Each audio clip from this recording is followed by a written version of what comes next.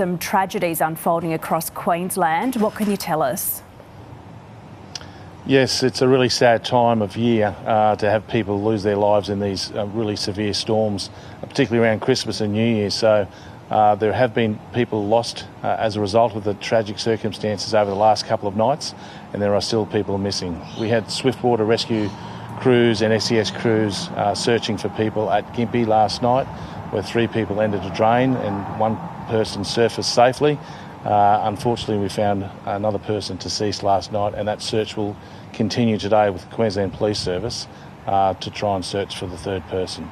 And of course, the tragic circumstances of the young child south of Rochedale.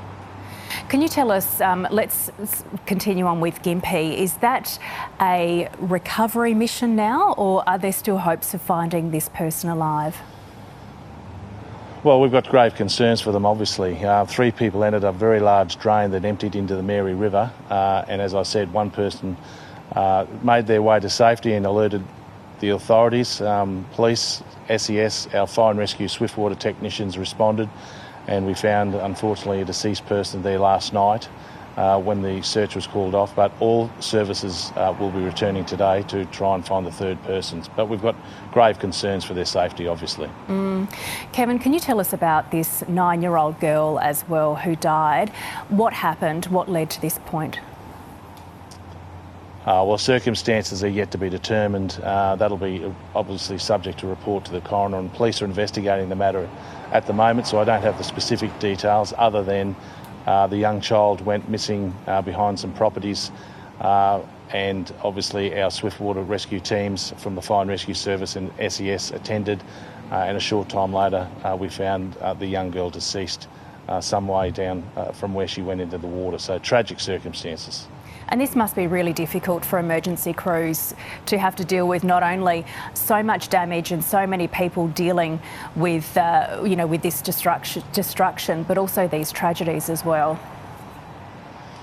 Yeah, it's very stressful when we are faced with these circumstances, but that's what their people are trained for. It's what our rescuers are trained for. But even in these circumstances, even though they're trained for it, it becomes a very stressful situation. But our thoughts at the moment are with the family and friends of those who have lost their lives. That's where our thoughts are, and we continue to think of them in our thoughts.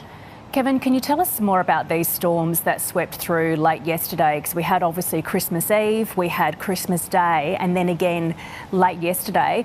What did we see? What sort of damage and destruction did we see out of that?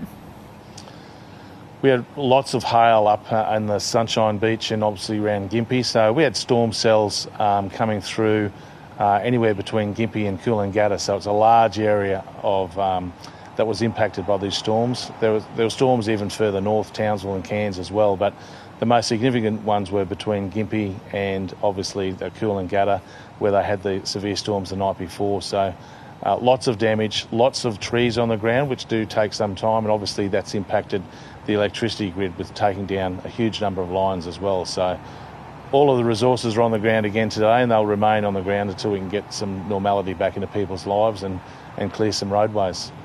Kevin Walsh, thank you once again for joining us this morning. Thank you.